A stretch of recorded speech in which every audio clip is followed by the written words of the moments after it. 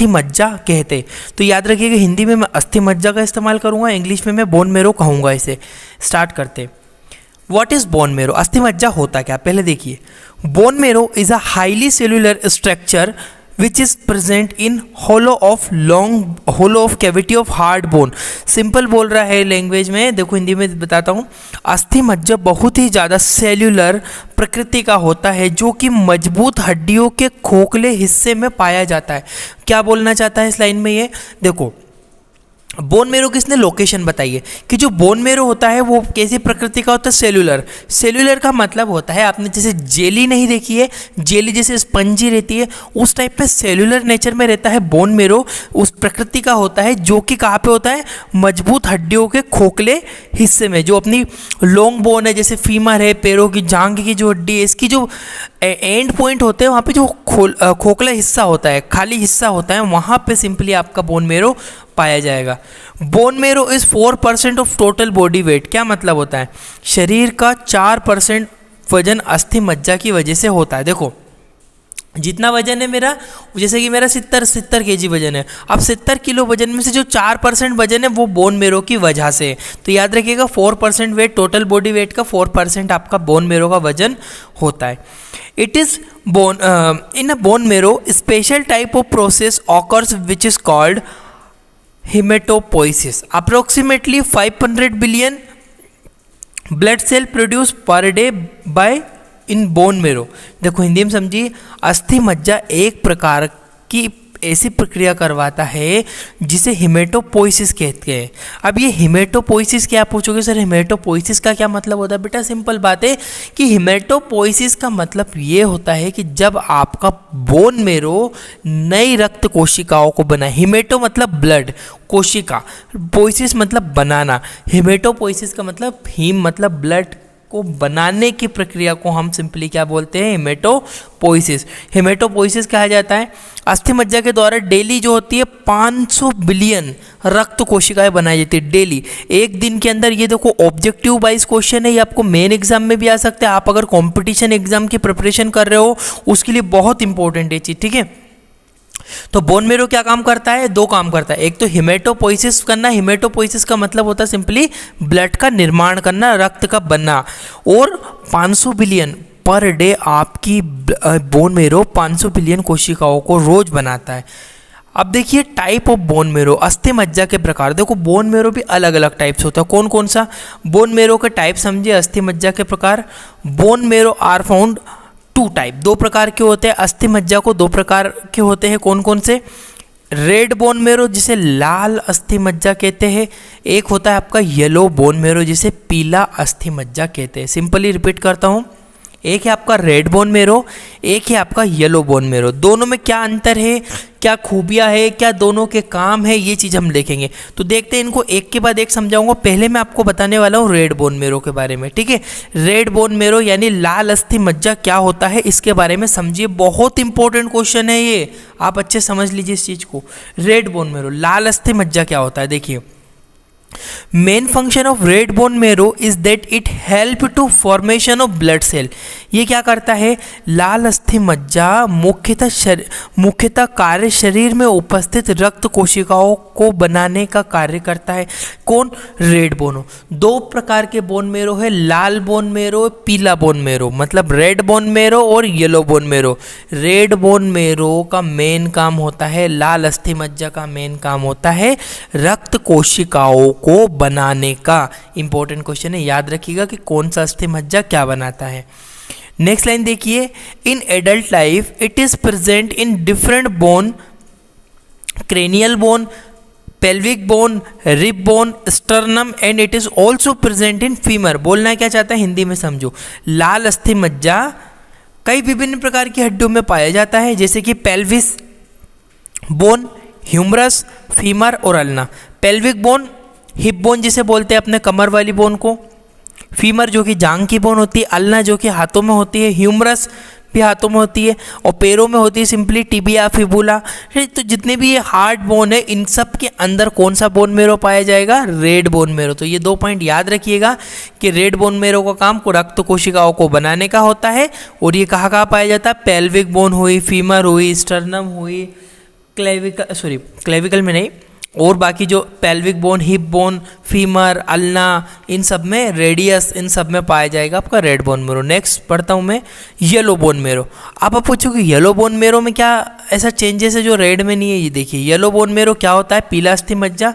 Yellow bone मेरो, थोड़ी spelling mistake है मेरो की। Yellow bone marrow mainly store of fat and this fat are store in adipocyte cell which is present in yellow bone marrow. Hindi में देखिए, पीला अस्थि मज्जा में वसा का संग्रहण होता है। जो येलो बोन मेरो होता है ना, इसमें कौन सी क्या स्टोर होता है, ये फैट को स्टोर करके रखता है, मतलब स्टोरेज करता है। किसको? एडिपोसाइट। एडिपोसाइट एक विशेष प्रकार की कोशिकाएं होती है जो कि सामान्यतः आपके येलो बोन मेरो के अंदर पाई जाती है। ठीक है, येलो बोन मेरो के अंदर एडिपोसाइट कोशिकाएं पाई जाती है, और एडिपोसाइट कोशिकाओं का मेन कार्य होता है कि फैट का संग्रहण करना, उसको स्टोर करना। अब स्टोर क्यों करा? देखो, this fat produce energy when body needed. ये बोल रहा है कि जब हमारी बॉडी को ऊर्जा की आवश्यकता होती है तब यह वसा हमारे शरीर को ऊर्जा प्रदान करता है। सिंपल बात है। आपने खाना नहीं खाया, 5-6 दिन खाना नहीं खाया, आपको प्रोटीन चाहिए, बहुत सारी चीज़ें चाहिए, आपकी बॉडी को कुल मिला के एनर्जी चाहिए। अब आपकी बॉडी को एनर्जी यदि नहीं मिलेगी तो आपकी बॉडी का जो येलो बोन मेरो है बेचारा, ये क्या करेगा, जो इसने फैट को स्टोर करके रखा था ना, उस फैट को एडिपोसाइट कोशिकाओं से बाहर निकाल देगा, और वो टूट के हमें एनर्जी दे देगी। तो याद रखिएगा, हंगर कंडीशन, जब हम भूखे रहते हैं उस कंडीशन में एडिपोसाइट से फैट रिलीज हो जाता है, और ये फैट हमें ऊर्जा प्रदान करता है। यह येलो बोन मेरो में पाया जाएगा। आई होप कि आपको रेड बोन मेरो और येलो बोन मेरो क्लियर हुआ होगा। रेड बोन मेरो में आरबीसी, डब्ल्यूबीसी जितने भी सेल्स है उनका निर्माण होता है, और येलो बोन मेरो में फैट का स्टोर होता है, और खाने की जब नहीं खाते, हंगर भूखे रहते हैं, तब ये बन जाता है, स्टोरेज के रूप में कन्वर्ट हो जाता है। नेक्स्ट पेज पढ़ता हूँ। बोन मेरो एग्जामिनेशन, अस्थि मज्जा परीक्षण। अभी तक हमने ये देखा कि बोन मेरो क्या होता है, बोन मेरो के प्रकार क्या होते हैं, रेड बोन मेरो क्या होता है, और येलो बोन मेरो क्या होता है। ये चीज़ हम लोग डिस्कस कर चुके हैं। अब हमें डिस्कस करना है बोन मेरो एग्जामिनेशन, अस्थि मज्जा परीक्षण। अब सिंपली आप कैसे बोन मेरो की एग्जामिनेशन करोगे, ये चीज़ आपको देखना है। अस्थि मज्जा, बोन मेरो एग्जामिनेशन, अस्थि मज्जा परीक्षण क्या होता है?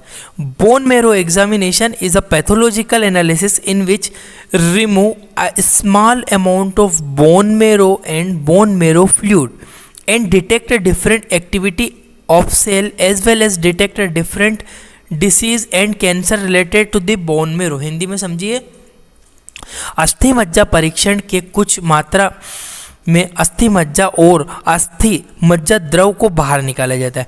थोड़ा सा बोन मेरो काट के बाहर निकाल लेंगे, और थोड़ा सा बोन मेरो फ्लूइड को बाहर निकाल लिया जाता है। इसके द्वारा अब जो हमने बाहर निकाला है ना, उसके द्वारा विभिन्न प्रकार की बीमारियों का पता लगाया जाता है, जैसे कि कैंसर हुआ, कैंसर के अलावा आपको ल्यूकेमिया मतलब और कोई ब्लड डिसऑर्डर हुआ, जो भी आपको पता करना है, स्टेम सेल में कोई प्रॉब्लम है, या ब्लड सेल ठीक से नहीं बन पा रही है, या कोई अदर कॉम्प्लिकेशन है, तो ये सब चीज़ों का पता हम लोग बोन मेरो फ्लूइड या बोन मेरो के द्वारा कर सकते हैं। तो इम्पोर्टेंट है, याद रखिएगा। बोन मेरो एग्जामिनेशन क्या होता है? सिंपल बात है, बोन मेरो एग्जामिनेशन का मतलब ये होता है कि भाई जब भी हमारी बॉडी में कोई डिसीज़ हो जाती है, कैंसर हो जाता है, कोई ब्लड से रिलेटेड डिसऑर्डर हो जाता है, रक्त नहीं बनता है, ये सब कंडीशन में हम बोन मेरो, एनीमिया हो जाता है भाई, एनीमिया में ब्लड बनना बंद हो जाता है, ब्लड नहीं बनता, ब्लड की कमी आ जाती है, तो बोन मेरो में प्रॉब्लम हो सकती है। अब हम देखेंगे bone marrow collection site. Bone marrow कहाँ से निकाला जाता है? अस्थि मज्जा निकालेंगे कहाँ से अपन? याद रखिएगा, important, anterior superior iliac crust, sternum front से भी हम लोग ले सकते हैं, पर फ्रंट से रिस्क रहता है, तो ज़्यादातर स्टर्नम से ना लेकर पेल्विक से ही लेते हैं। इलियक क्रस्ट जिस हड्डी का नाम होता है, पेल्विक बोन बोलते हैं, हिप बोन भी बोलते हैं। यहाँ से हम लोग इजीली बोन मेरो को कलेक्ट कर सकते हैं। तो याद रखिएगा बोन मेरो साइट के बारे में। देखिए यहाँ से इस टाइप से हम लोग कलेक्शन करते हैं, ठीक है। अब देखिए बोन मेरो कलेक्शन, अस्थि मज्जा कलेक्शन कैसे किया जाता है। अब हम करेंगे कैसे, यहाँ से बोन मेरो को निकालेंगे कैसे। अस्थि मज्जा कलेक्शन क्या होता है पहले समझो। Bone marrow collection is a process in which remove small amount of fluid and small amount of bone मेरो फ्रॉम द बोन। ये बोलना चाहता है अस्थि मज्जा को निकालने की 3 विधियाँ हैं, ठीक है। अब बोन मेरो कलेक्शन में मैं करूँगा क्या, बोन मेरो में या तो मैं थोड़ा सा बोन मेरो फ्लूइड को बाहर निकाल लूँगा या जो बोन मेरो है उसको ही काट के बाहर निकाल लूँगा। देखिए तीन मेथड होती है, 3 प्रक्रिया होती है जिनके द्वारा कर सकता हूँ। Needle aspiration biopsy, microtrephine biopsy, surgical biopsy. ये आपको मेन एग्जाम, कॉम्पिटिशन एग्जाम आपको हर जगह पे पूछी जाएगी, वेरी वेरी इंपॉर्टेंट है। तो आइए हम लोग देखते हैं, एक के बाद एक समझाऊंगा। पहले निडल एस्पिरेशन को समझते हैं। निडल एस्पिरेशन बायोप्सी क्या होती है समझिए। Needle aspiration biopsy is a safe and painless method which is commonly use for removing a small amount of bone marrow fluid. Aspiration का मतलब क्या हो रहा है, यह एक प्रकार की सुरक्षित प्रक्रिया है, सेफ है बिल्कुल, जिसमें मरीज को किसी भी प्रकार का दर्द नहीं होता है, पेनलेस होती है, दर्द नहीं होता है इस प्रोसेस में। इस प्रक्रिया के द्वारा थोड़ी मात्रा में अस्थि मज्जा द्रव को बाहर निकाला जाता है। इस प्रोसेस में एस्पिरेट करेंगे ओनली फ्लूइड को। In this method, special type of needle are used which is called सलाह एंड कैलिमा। ये बहुत इंपॉर्टेंट है यार, सलाह निडिल और कैलिमा निडिल। क्लीमा निडिल बहुत इंपॉर्टेंट है, दोनों निडिलों के नाम याद रखना कि निडिल एस्पिरेशन के दौरान कौन कौन सी सुइयों का इस्तेमाल होता है, ठीक है। इस प्रकार की प्रक्रिया में 2 से इस प्रकार की सुई इस्तेमाल होती है जिन्हें सलाह और कैलेमा कहते हैं। ये देखिए सलाह और कैलेमा निडिल, ऊपर वाली सलाह है, नीचे वाली कैलेमा, इनका कुछ स्ट्रक्चरल अलग होता है, बाकी दोनों निडिल का इस्तेमाल किया जाता है। प्रोसीजर, अब आपको कैसे करना है, कलेक्शन आप कर कैसे पाओगे, निकालोगे कैसे, क्या प्रक्रिया होती है। Firstly patient should be taken in operation theatre and select the site. सबसे पहले मरीज को माइनर ओटी के अंदर, माइनर ओटी होता है ऑपरेशन थिएटर के अंदर लेते हैं हम।